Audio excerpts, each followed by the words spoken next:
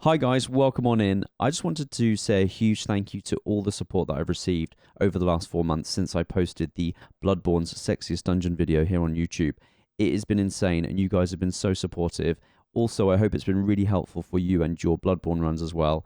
And for anyone who's been stuck, I really appreciate it. So thank you so much. Since posting that video, there have been a few of you who have asked if the dungeon is still working even months later, so we will check that out now in the video as well. You'll also notice that there are ways to actually maximize the dungeon completely if you wish to do so. There's something called Moon Runes, which I will tell you a bit more about and how to get those as well in the video. If you enjoyed today's video, please make sure to like and subscribe for more content in the future. I really enjoy making these videos. I love interacting with the community and your support is greatly appreciated. I'm also on Twitch. You can find me at twitch.tv/crazyhazy. If you'd like to come and join the community, please go and check out the channel. I'll put a link in the description below as well. I am a variety streamer, but I recently played the souls-borne Secura games for the first time, so I'm absolutely hooked on those right now, and obviously looking forward to the very exciting Elden Ring. So please come check it out if you'd like to join the community. And here is my update about the dungeon itself. So here we have it, a gravestone ready for us to test the code again to see if it still works. Today's date is the 18th of June 2021, and here we go.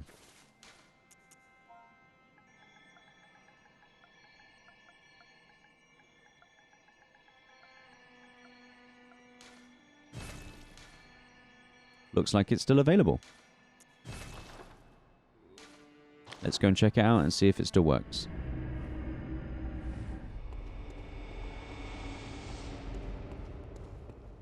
And there we have it. We still have that enemy in the distance that is being killed. I believe that's an enemy being killed by a scythe that's dropped from the ceiling. So that's happening over there. And receiving 143,267 echoes right there. Another tip about this dungeon, you can also use a bold hunter's mark to reset the dungeon rather than going back to the lantern and just going back to the hunter's dream. If you do this, it's actually quicker. Thank you to everyone in the comments of my previous video for pointing this out. You'll also notice that I earned quite a lot of echoes as well. That's because I'm wearing 3 Moon Runes, which I'll tell you about in just a sec. As you can see, still making more and more echoes by just resetting the dungeon itself. So for the second part of this video, I'm going to show you how to acquire the 3 Moon Runes, which are very helpful for maximizing the amount of blood echoes you can get from the dungeon. As you can see, there are 3 tiers, 1, 2, and 3, and when you have them all equipped, you can get the maximum amount of blood echoes that you could possibly get from the dungeon. This is the amount of echoes you get from an enemy when they drop. A huge thank you to everyone who commented in my last video, highlighting this and bringing this to my attention and the attention of the community, which is amazing, so thank you so much for that. And here we go, I will show you how to get these 3 runes right away. For the first tier Moon Rune, you can first acquire this from Yahar'gul Unseen Village. To get there, after you defeat the Blood-Starved Beast, go to Cathedral Ward and leave via the doorway opposite the Messenger's Lantern. If you follow the building round to the right, you'll find an abductor. Let this abductor defeat you, and it will take you to Yahar'gul Unseen Village.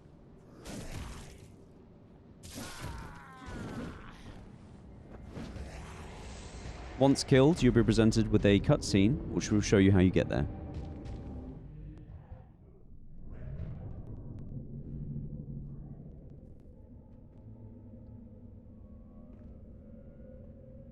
Once the cutscene finishes, leave the prison cell.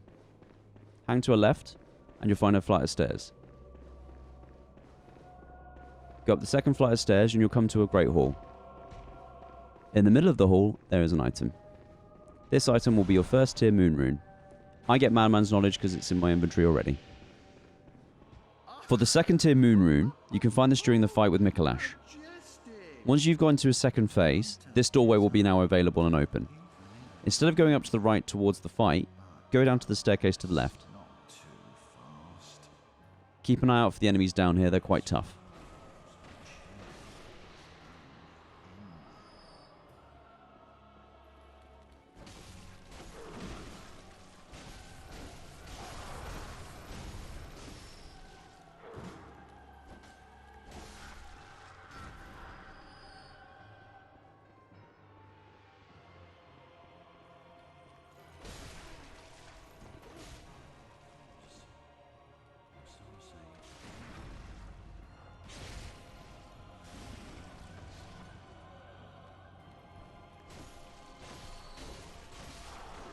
Once the enemies are defeated, you'll find an item at the bottom of the stairs, and this will be your second tier Moon Rune.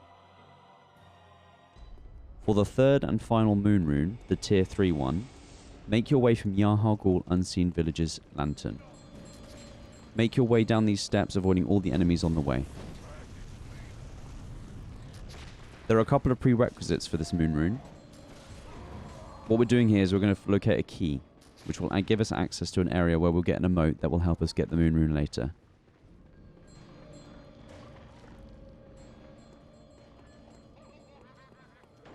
When you get to the area where Amygdala shoots lasers at you, you'll find a little balcony here on your right.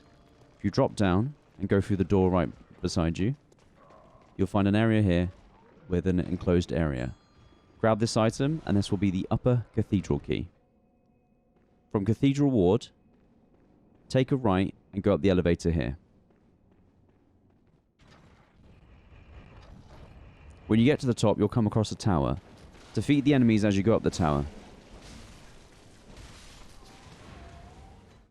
And when you get to the very top, you'll come to this door, which will be opened with the upper cathedral key.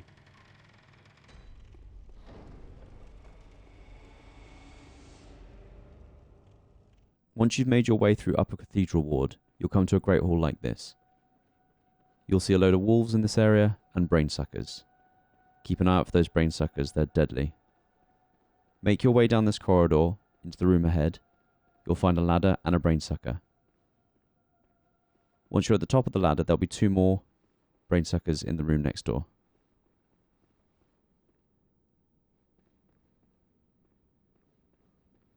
On your left-hand side, there will be a large door. Make your way through the door, and you'll find a character there making an unusual stance.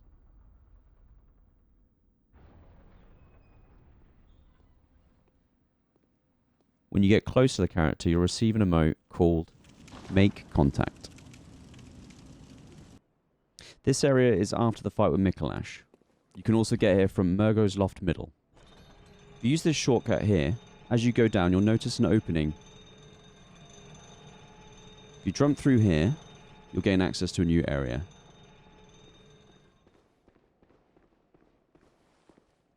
You'll make your way across a bridge here.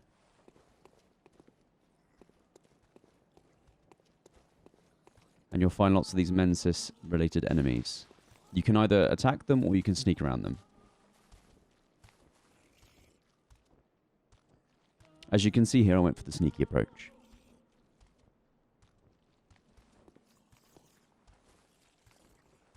And because I'm slightly impatient, I made a break for it. So continue through this room, following the corridors down below.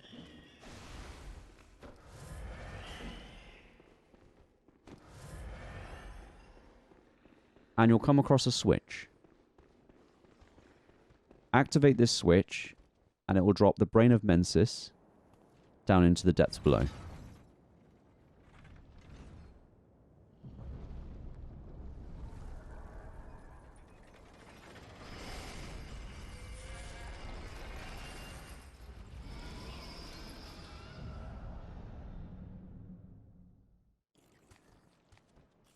You can get out of here using a Bold Hunter's Mark or a Hunter's Mark. Finally, from the Murgo Loft base lantern, take this elevator up, and it will take you to the big hall where you make your way towards Mikolash.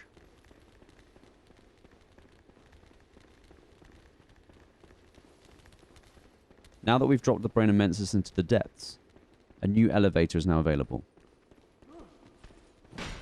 It's this one right in front of us. Avoiding all the enemies, go into the elevator and take it down.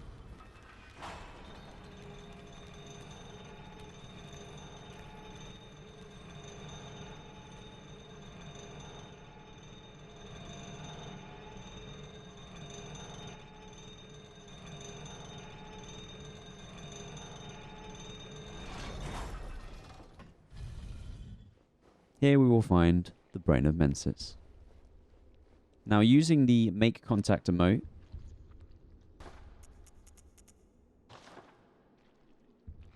this will take about 50 seconds. I timed it, so it takes about 50 seconds. And once this is done, you'll receive your Tier 3 Moon Rune.